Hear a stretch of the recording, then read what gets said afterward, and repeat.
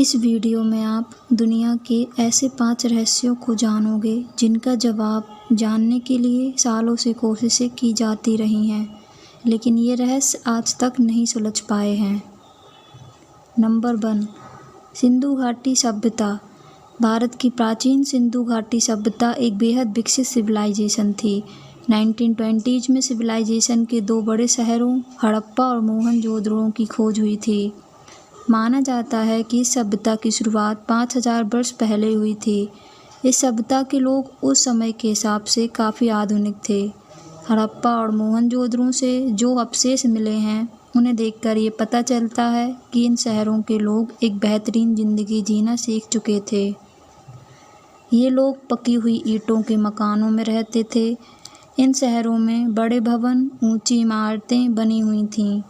घरों के गंदे पानी को निकालने के लिए नालियां बना रखी थीं और लोगों के लिए नहाने के लिए बड़े हमाम भरे हुए थे।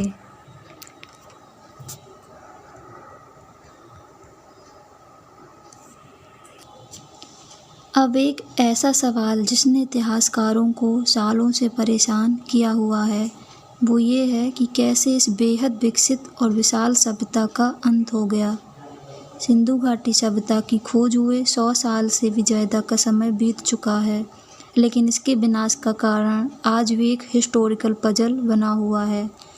बहुत सारी थ्योरी दी जाती हैं। कुछ कहते हैं जलवायु परिवर्तन या बाढ़ से इस सभ्यता को ख़त्म कर दिया।